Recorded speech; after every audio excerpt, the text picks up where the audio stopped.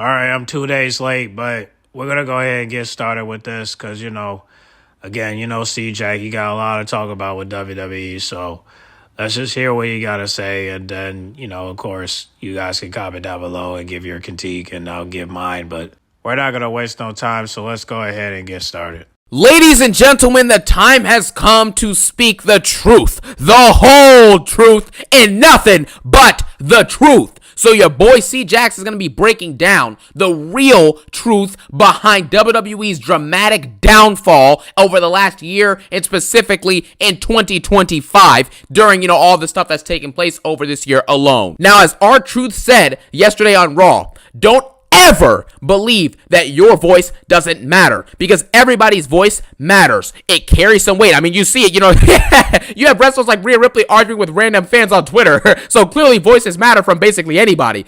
Boy, this guy does not stop talking about Rhea, man.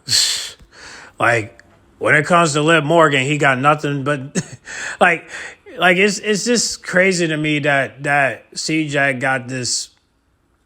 I mean, I'm not going to say it, but it's just like he just don't know when to stop talking about Rhea. Every time Rhea comes out of his mouth, he just got something negative to say about her. Talk about how she's bad on the mic, and she's bad in the ring, and she's boring, annoying. Bro, everything you're saying about Rhea is the same thing how I feel about Liv Morgan. You say that she's boring in the ring and she don't cut good promos. And then one thing that's relatable for those two is the fact that you said that she's annoying. Dude, Liv Morgan's annoying too, just 10 times worse. Like, come on, man. Like, talk about Liv Morgan. Don't talk about Rhea. You're going to make me pull up old clips. So when you used to talk, we used to keep it equal with both of them. You know what I mean? I'm going to have to start doing that. Y'all comment down below. Y'all want to hear some flashbacks from CJAX where he used to talk, where he used to keep that same energy for Liv Morgan? Y'all comment down below. Let me know, man. Because, hey, anybody that's a Rhea fan, if you want me to bring up the receipts, then I'll pull it up. Because he keep talking about Rhea, but he doesn't want to talk about Liv Morgan. That's why when I was waiting for him to speak on the segment with Nikki and Liv, he just literally talking about, oh, she's good on the mic. She cut a good promo. Man, speak about the lies. Like, he obviously is not paying attention like we are. He always want to talk about Rhea, but he never want to talk about Liv Morgan like that unless she do something, man, whatever. I said this in the comment box multiple times. I said this before and I'm going to say it again. Everything you're saying about Rhea Ripley is how I feel about Liv Morgan. Okay? I repeat, everything you're saying about Rhea Ripley is how I feel about Liv Morgan. So, only difference is that who's good on the mic and who can cut great promos. And to be honest, if I have to think of which one, it would definitely be Liv Morgan. Okay? Even though I don't fuck with her right now, she does cut great promos. I'm sorry to say it. Like, when she is good on the mic, but just know who's helping her with her mic skill. Hunter Hearst Helmsley. So just remember that, okay? Because, like I said, she can cut a great promo, right? She's great on the mic. She's good on the mic, I'll say it like that. But, however, that still don't change the fact when you get on the mic, you lie. And every time I listen to you, I'm going to call you out when you lie. Okay, when you tell the truth, I'll leave it alone. But if you're lying, I got to call you out. Because one thing I'm not going to allow you to do is manipulate everybody on the internet, especially on my platform. So that's all I got to say on that. But let's go ahead and continue with the video. But this dude really got to stop talking about Rhea like this, man. Talk about Liv Morgan. Jeez. All right, let's get back to the video. I mean, you have guys named Johnny Boy, you know, if from Mississippi, Johnny Boy, 123 on Twitter says something about Rhea Ripley's wrestling, and she's throwing a fit on Twitter, you know, so that's just how it is. Everyone's voice matters. You know, Triple H says the internet isn't real, but when the backlash comes in, WWE gets pressured, and randomly all of a sudden they want to make a Raw that most people seem to at least thought was decent. I thought it was garbage, but that's not the point. WWE, when they're pressured, they feel the pressure, they see it, they get embarrassed, they have to make hasty decisions like bringing back R-Truth, because everyone's voice matters, and I am going to use my voice to speak what I believe, to speak my truth, and to speak the truth, and nothing but the truth about this product and the garbage that we're getting today, and why we are witnessing the slow death of WWE in its rapid decline, okay? The only way that we are going to improve this product as fans, at least the best that we can do, is talk out and speak out and critique this product as best as we can, in hopes that Triple H will see it, which he probably will eventually, you know what I'm saying? He probably will, and then eventually, maybe we can get an improvement of the product. And the fact is that for all of the money that WWE is charging in real life for these tickets, all of the money they charge, you know what I'm saying, the people who spend money to get Netflix memberships yearly, and also the Peacock memberships yearly, and, you know, to watch these shows and to have USA Network on cable to tune in with this product, all of the people that do that, can you really say that for all that money, WWE is giving you their best possible product? Are they even trying to give you the best possible product? And the fact is, and this is the dark truth that no one wants to accept, but we have to understand this, WWE and Triple Fraud, the gamer, I'm the Fiend, I'm Triple H, the game Triple H does not care about your feelings or what you want. You have to start understanding this and accepting this. The sooner you accept this, the better off you are going to be. LA Knight, you mean to tell me that someone who the fans have been wanting to win something for 2 years now has only gotten 2 mediocre US championship reigns? That is the best you have to offer for a talent like that. Drew McIntyre, I can't stop thinking about Punk. You know what I'm saying? Drew McIntyre does not get anything but a 4-minute championship reign at last year's WrestleMania. That's all he gets for all the great work he's done over the last year and a half at this point. That's all he has. You know what I mean? Jey Uso, because he's yeeting, the Yeet Master. We like Jey Uso. I have no problems with Jey Uso. I liked him as a tag team wrestler. His singles run has been very mediocre / being bad with this world title reign, but it came to an end last night. And he gets a world championship reign before Drew and before LA Knight. Think about that for a second. The John Cena retirement tour arc. Triple H has the idea to turn John Cena heel. John Cena then turns heel, and we have a situation where John Cena is having one of the worst runs of his career right now. Gunther, one of the worst world championship reigns of all time. Boring. The guy who's allegedly the ring general had 6 title defenses in a 250-day long championship reign. That is what we are getting. These are the type of decisions. R-Truth getting released, and to multiple fans backlashing to the point where they had to bring him back. These are decisions that were largely made by Triple H. You understand this? When everything's hit a boiling point and things are absolutely awful, like WrestleMania 41 was a disaster, so the Raw afterwards, they tried to make it as best as possible and everyone liked it. Then all of a sudden, Money in the Bank was a disaster. Everything that's happened in the last couple weeks, including the R-Truth release stuff, has been a disaster. And therefore, last night, they give a Raw out that most people, not me, I thought Raw last night was very bad, but most people thought last night's Raw was pretty good or at least decent. You know what I'm saying? The best Raw we've had in a long time, which isn't saying much because every Raw sucks. You know? That is what WWE does as damage control for the garbage that they continue to spew out. They had a million options for what could have happened in the main event last night with Gunther and Jey Uso. You could have had Rollins cash in. You could have thought in advance, hey, maybe let's have LA Knight win the Money in the Bank, and then he can easily cash in on Jey, take the belt off him. Because this reign that Gunther's having is going to be a transitional championship reign to eventually give it to either Seth Rollins, Sami Zayn, or, you know, whoever wins it next, or if Jey Uso wins it back. We know this is a transitional title reign. It'll be done by SummerSlam at the latest. So if you knew that beforehand, why wouldn't you book in advance and put the belt on someone who the fans actually want to see have the belt and who has potential to make the belt reign great? Gunther is not entertaining. He does not sell merch. He does not draw people to view the product or to buy tickets for the product. He is boring. He is. He has 4 moves. Just like everyone said, Jey Uso has 4 moves. You know what I'm saying?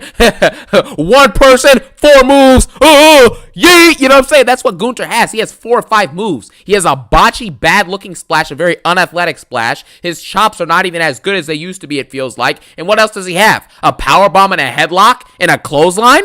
That's what we're doing now? That's what we're celebrating now? No. Nobody wants to see this. Gunther is not a world championship main event level talent, and anyone who saw that first world championship reign he had last year understands this situation. Gunther is irrelevant without the world championship, and even with it, he still feels irrelevant. So it is what it is. And along with WWE not caring about what you want as a fan or what you think as a fan, we have to factor in the true facts that are in front of our faces. WWE moved to Raw on Netflix in January, right? January 6th was the premiere episode of Raw on Netflix. It had 6 million viewers globally. How do you get from 6 million viewers globally to fast forward 4 weeks and now still to this day, you struggle to get 2.7 to 2.8 million views consistently globally? Do you understand how embarrassing that is? That means that over half of the audience you had left because of how bad that your product was. So when you hear these things that I'm going to say in this video, this is not hating. This is not, just doing this just for the sake of doing this. This is giving valid criticisms as to what's happening with this product. You can't tell me that something is thriving, but half of the audience is left. That's not how this works. If I start up a restaurant called Libation Station and I have 100 customers on day 1 or week 1, and then the following weeks, the weeks afterwards, I struggle to get 45 people to show up, I'm not doing my job. That's as simple as that. I'm not doing a good enough job. This isn't like an opinion at this point. This is just a fact. TKO reported a profit loss the first quarter of this year, right? We have situations where the ticket sales are lower, the merch sales are lower, the revenues are all in a decline, and these are objective truths that you can see for yourself. These aren't opinions. You understand what I'm saying? So this is not just a reach for things. This is giving you guys the unadulterated truth combined with my feelings on the product. We get zero creative effort or attention to detail, and that is another massive issue that we have. If WWE truly cared, you cannot explain to me why there's no creative effort or attention to detail when it comes to anything. All of these storylines that we see just seemingly disappeared. John Cena and R-Truth, that storyline, gone. R-Truth just beat this dude up 2 days ago at Money in the Bank. 3 days ago at Money in the Bank. Now R-Truth comes out and he's cutting his hair and standing on top of a table. Had once nothing to do with John Cena, all of a sudden, randomly, now he has nothing to do with him. I don't think the feud has stopped. I mean, we got to see what SmackDown is going to lead to because, R-Truth is, SmackDown. So, including John Cena. So I do believe that he might interfere. But however, I think they just want to get this match out the way so that way they can move on to better things and better storylines and including different opponents. So hopefully we'll see R-Truth at SummerSlam against John Cena. But But Seth Rollins, though, that's the problem, I don't know what Truth gonna do because, see, if he wins the belt, Seth Rollins gonna cash in. So, and I already know that R-Truth is not gonna be able to, beat Seth Rollins. So, I don't know how this is gonna work, but they'll figure it out. Hopefully, he can still do the feud, but he gotta win something. You know what I mean? You can't just bring him back and not have him not winning anything. So I don't know how they're gonna do it because they're trying to do this Seth Rollins thing till WrestleMania. So I don't know how they're gonna do it, but hopefully R-Truth will get the gold. But we'll see. Well, hopefully he'll face John Cena. Either way, we want him to face John Cena, so hopefully he'll get that. But we gotta wait and see. Yeah, let's continue. It makes no sense. Cody Rhodes just pinned John Cena. Last night, John Cena comes out, and now we have a CM Punk versus John Cena match. 2 washed guys in the ring fighting it out at Night of Champions in Saudi Arabia. This is what we get. Cody Rhodes is in the King of the Ring tournament. Why is he in the King of the Ring tournament if he just had a WWE Championship reign for nearly over a year at this point, and he just pinned the WWE Champion 3 days ago? But now he has to qualify to go get a match. But CM Punk, who just lost his Money in the Bank qualifier, he comes out and cuts a promo and gets a match. How? There's no reasoning for this. Punk and Rollins just had beef last week. He was just beating him up last week, and now there's nothing to be found with that. They just move on. No one cares. Seth Rollins won the Money in the Bank at the PLE a few days ago. Not even on the show last night, barely. He came out to show his briefcase and sat backstage in a green suit, looking like the Hulk, and sat down and did nothing and liked it. And this causes a reoccurring problem, and that problem is the fact that a lot of things in WWE, like I've already explained already, they either have one of these 5 issues. Number 1, they don't make sense. Or number 2, they're essentially meaningless. Number 3, they have zero payoff long term. Number 4, right, the process to actually get to the certain point that we get to is not worth it. Or option number 5, which happens a lot, it straight up just sucks. And it's just poorly booked and poorly executed by the talent and by the booking of Triple H. And if all the stuff is going to fall in those categories, why in the world do you think that this product is potentially being called the best it's ever been? That's because it's not the best it's ever been, and you know this. Deep down inside, everyone should realistically know this. This is not a good product. If you want to get back to the glory days of WWE, when you were pulling just 8 million viewers globally in the US alone, you know what I'm saying, for an episode of Raw battling with Monday Night Football for the viewership, if you want to get back to those days, the days of epic and memorable and engaging storylines, blood feuds,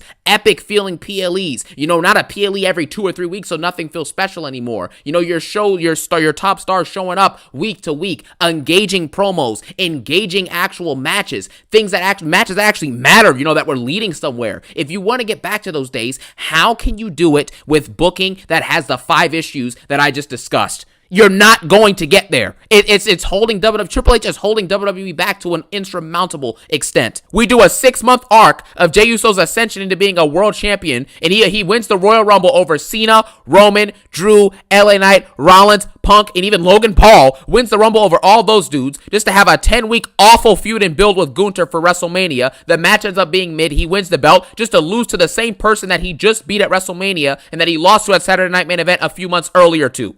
Okay, I just want to stop the video real quick to let y'all know that Raquel got some new merch for the summer, dog. And it's black and gold. It's going down for real. Now, the price is not right, but hey, the shipping is free with the code on the bottom. So you already know, if you got an extra 40, go ahead and cop this merch. Because this merch is on fire. And this girl is on fire. Raquel is off the scale with this merch, dog. And also the link is going to be on the bio, so you already know. Let's get back to the video. Raquelio!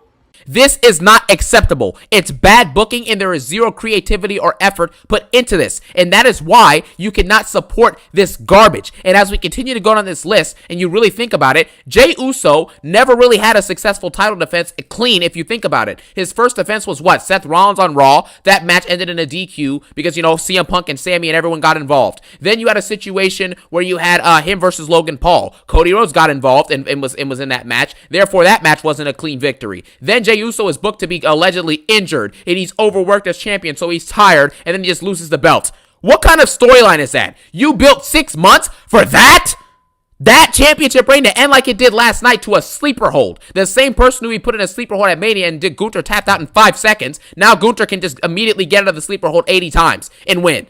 It's not acceptable, man, and you know this. And what WWE does is they lie to you. Triple H lies to the fans, just like he did about R-Truth saying, it was a work, it was planned all along. No, it wasn't. You actually fired him and made a bad choice, and now the fans didn't like it. The people backstage didn't like it, the wrestlers as well, and now you had to make a change. And the thing is that in this, just in general, you know what I'm saying, over the last like year and a half, 2 years, what have been the most exciting times in WWE? The most exciting times have been when The Rock is involved. John Cena's heel turn involved, guess who? The final boss. The build to Mania 40 was absolutely epic, and both nights, the main events on both nights were epic, and the storylines for them were made even more amazing by The Rock. That is what it is. So stop telling me about, oh, well, TKO The Rock, stop. The Rock is the only reason why WWE even had any moments of greatness over the last couple years. You know what I'm saying? The best moments have all been led by The Rock or Roman Reigns. Like it's not even close. It's not debatable. So stop telling me about Triple H and this long-term booking, how amazing he is. I don't want to hear that garbage. What amazing storylines has Triple H cultivated this year? What is an amazing storyline he's done this year that has been great for weeks and weeks and weeks, and that you're so excited and hyped to see the two people go at it? This is so entertaining. It's got so much gravitas. I need to see this on a PLE now. This is awesome. You've never seen it this year. What is it? Well, seriously, think about this. What is an amazing or great story that has happened this year? Literally nothing. Nothing. However, what's the biggest moment of the year so far? John Cena turning heel. And who was beside him when that took place? Thank you very much. Get out of my face with this, oh, Triple H is booking well, man, TKO The Rock, stop. There's no great stories all year. It's been 6 months. There's no great stories that have been consistent, had a good beginning, a good middle, a good build, a good feud, followed by great matches that actually felt like you know, hype and actually impactful matches. It's as simple as that. Stop. And Triple H sits here and openly disrespects disrespects and lies to the fans, not only with the R-Truth situation, but even leading up to Mania. He basically tells the fans that if you don't like it, you know what I'm saying, he said F off as watching as a critic and just watch as a fan. So basically, consume the product and don't critique it, and that makes you a real fan. They're brainwashing the general audience, and the audience is falling for it. Replacing trash with trash isn't enough. Jey Uso had a bad championship reign. You know who else had a bad championship reign? Gunther. Now Gunther goes in and wins the world title. Everyone's like, yeah, man, Jey Uso's reign is over. Yeah. As if we're not going to get another bad championship reign from Gunther over the next month and a half. Stop. He's going to be feuding with Goldberg probably in a few weeks. You call this good? You replace Jey Uso being champion for Gunther to come out and feud with Goldberg? It's not acceptable, man. Well, 60% said yes, they want to see it. Well, they said eat. They voted eat that they want to see Goldberg versus Gunther at Night of Champions. So 60% disagree with you. But 40% agree with you, though. Yeah, no eat. And we have situations where every fan now is just content with, oh, well, you know, we had a solid wrestling match, man. That match was solid, bro. This is awesome. This is awesome. Stop. Good matches aren't enough. And the stuff that makes things meaningful, like story, emotion, drama, you know what I'm saying, building good feuds, having intrigue, gravitas, cutting good promos, and then the matches themselves actually performing well, get you nothing in the long term. And just think about it like this. Damian Priest got a world championship run. Gunther had a world championship run. He's irrelevant with or without the title. The World Heavyweight Championship since Mania 40 last year when Damian Priest won it, all the way up to now in June of 2025, in the last 14 months, we can effectively confirm nothing has happened meaningful or exciting with the world title or the WWE Championship at all. Nothing. Cena winning it, maybe. Other than that, what's happened with either title that's exciting or has gravitas or that is really entertaining? Nothing since Roman lost it. But Damian Priest, Gunther, and Jey Uso, they get world championship reigns. Sami Zayn gets an Intercontinental Championship reign, you know? And Sami Zayn's likely going to be in the SummerSlam match, in the world title match versus Gunther for SummerSlam, because he's going to probably win the Saudi Arabia one-on-one with whoever it is. It'll likely be Cody Rhodes. I don't know how they're going to book around that. They may not even have Cody Rhodes get that far in the tournament. They may have someone cost him his fatal four-way on SmackDown, but who knows what's going to happen with that. The point is, these people get championships and they get opportunities, but the fact is, they don't contribute anything to this product. You have to understand this. When Roman Reigns left last year after Mania 40, and Rollins was gone after Mania 40, and Punk couldn't wrestle yet, what were these people accomplishing? What was Damian Priest elevating in WWE? What was Gunther elevating in WWE? What was Sami Zayn and Jey Uso? What were they elevating in WWE? Nothing.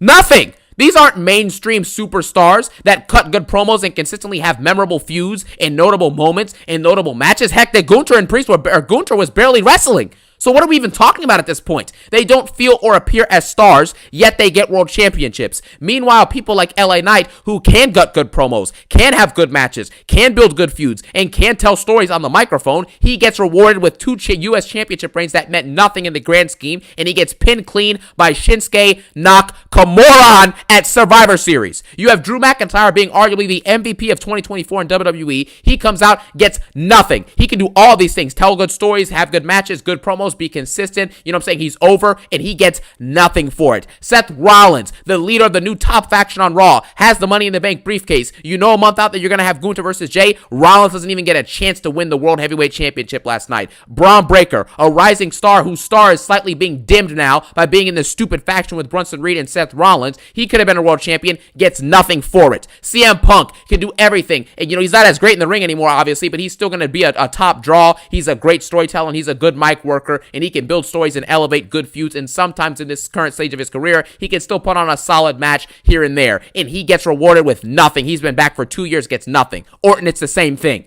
They get rewarded with nothing. And this conditions the bot fans to just accept mediocrity. Because those people, those talents that I just mentioned get nothing, they're okay now with accepting someone like a Damian Priest or a Gunther as a world champion because it's presented to you and told to you that it's great. Like when Cody Rhodes was champion, even after he was champion, last night on Raw, CM Punk was calling Cody Rhodes the, the best that they have to offer. And if Cena beat him, then that means that CM Punk basically has no shot. Why is there so much sucking up? I respect thee here.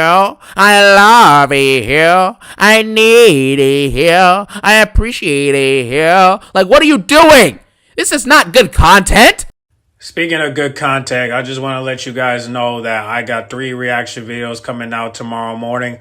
The first match we're going to react to is Thrakra versus Queen Amanana.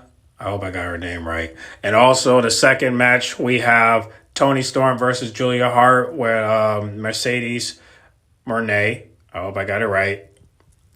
Being in commentary again. And also the third match, I will definitely want to do this. I got Megan Bain and Penelope versus Tay and Jay. Tay and Jay. Tay and Jay. Tay and Jay. Tay and Jay. Tay and Jay. Tay and Jay. Tay and Jay. I'm definitely doing that on the intro when I put it out. So make sure you guys tune in first thing in the morning. They will be out first thing tomorrow morning. You know how I do. And you already know those 3 matches are coming out. So make sure you tune in for those matches. Turn your notifications on so you'll be notified in those reaction videos because they will be coming out first thing in the morning. All right? Don't forget. Let's get back to the video. The bot fans are now accepting this mediocrity, man. It's not, this is just stupid at this point. They tell you that everyone's great. They tell you Cody Rhodes is a fighting champion. You know, what's it called? The biggest draw in the industry. He's selling all the merch. He's amazing. He's this, he's that, he's this, he's that. No, he's not. You know how I know he's not? Because at last year when Bad Blood, when Roman came back, he immediately was the main event story in the entire company, and Cody Rhodes got sent back to the B-line as the WWE champion. That's how you know who the real top dog is. Also, you have Gunther, who when he was champion, even though he had 6 title defenses in nearly 8 to 9 months at that point, Gunther was being told to us that he was a fighting champion, the ring general, the best in-ring performer in the company, even though he has 4 moves, and his matches are not entertaining in most scenarios. It's unbearable, man. And the WWE fans, they fall victim to believing the brainwashing. So you get little moments here and there, like you'll get a Raw that everyone loves after a bunch of backlash and bad content. You'll get one Raw and everyone will say, we're so back. This is cinema. We're here. We're back. No, you're not.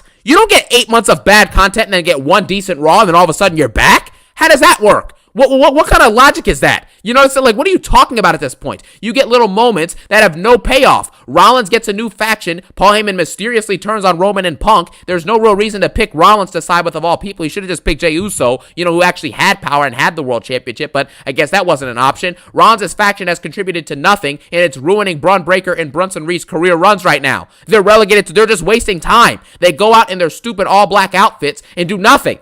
Well, how is that helping Braun Breaker and Bronson Reed, who are young talents, to want to get more over and get bigger in the company? How is that helping anyone? You have the New Day heel turn. Amazing segment. What's come of it? Nothing.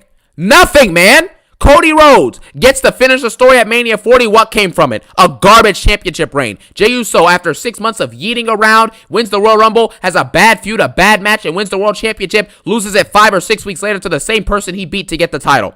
Really? This is what happens. You get these little moments and WWE tricks you into thinking, oh, well, this is great. This is us. This is us. No, it's not. This isn't good.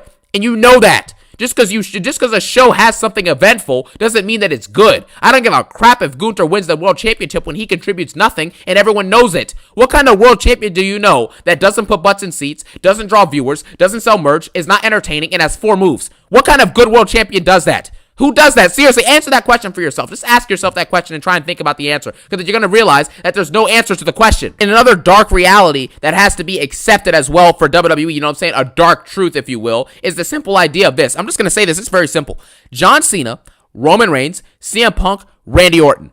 All of them are at least 40 years old or above the age of 40 or are nearing their retirement. John Cena obviously is going to retire at the end of this year, most likely. The Rock, if you want to include him in that, he maybe has one more program or one more storyline left with Roman, and that's probably going to be it for him. Roman Reigns himself probably has whatever that last story is with Rock, and then maybe one more with Rollins, and that's probably going to be it for Roman Reigns. CM Punk is nearing his last days in this company. We know this, or his last years, I should say. You know what I'm saying? CM Punk is obviously older. He's not as good in the ring. That means he's more injury prone, sadly, which is unfortunate. I hate to say it, but it just is what it is. And then on top of that, you also have the fact that CM Punk is getting old just in general, so he probably is going to at least retire within the next few years. Randy Orton is the same thing. You know, you can't risk your body for that long and get away with it. Even AJ Styles, we just saw him nearly get injured doing basic moves last night because his body's broken down. It's older now. All of those bumps that he's taken for the last 2 or 3 decades are starting to add up. And once all these wrestlers leave, for example, like Roman, Punk, Cena, Orton, you know, Rock, etc., what are you going to genuinely have?